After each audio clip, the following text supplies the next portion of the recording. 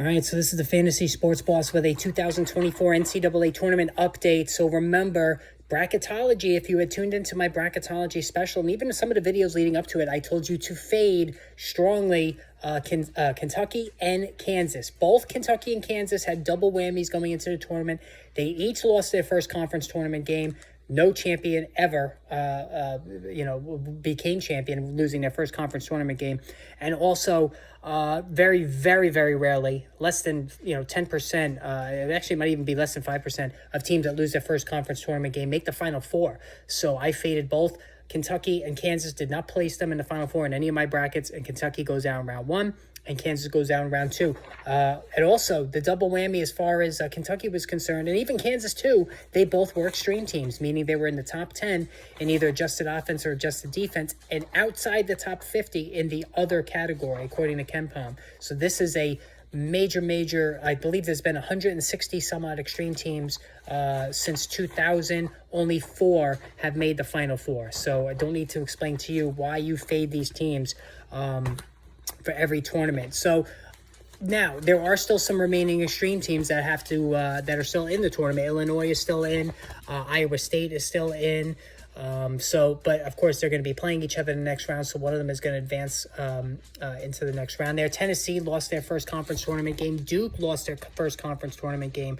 So these are pretty significant negatives in terms of, again, avoiding these teams going into the tournament as far as Final Four contenders. Now, even teams...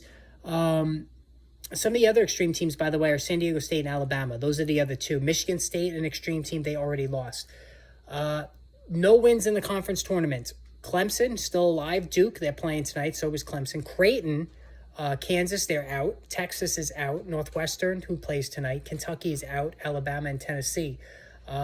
One win in the conference tournament. Not so great either. These teams also very rarely make the Final Four. Virginia, out already. TCU is out already. BYU, out already. Texas Tech, out already.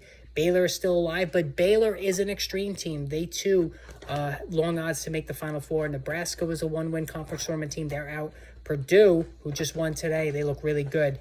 They've advanced. Washington State is out. Arizona has advanced, and South Carolina is out. Now, these are the teams I gave you for the Final Four in each region. In the East, it was UConn all the way. I did not like anybody else. It was UConn or die in the East.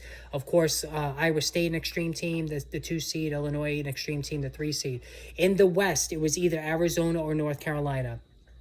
Baylor is an extreme team, the 3 seed. And then Alabama, another extreme team, the 4 seed. In the South, I liked either Houston or Marquette. I split the baby. I have Marquette in the Final Four in some of my brackets. Houston the other. Kentucky at 3. I wanted no part of. They're out. Duke lost their first conference title game, and this is not a really good Duke team.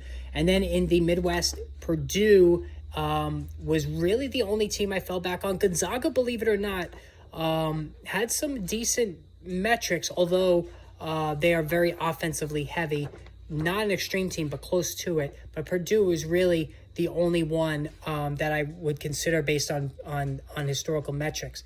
That being said, Creighton, despite losing their first conference tournament game, big fan of Creighton. I put Creighton in the Final Four in a number of my brackets. It was a close call last night against Oregon. 23 wins. Final Four teams usually have 24 wins going into the tournament, so that's a negative, but I like Creighton still.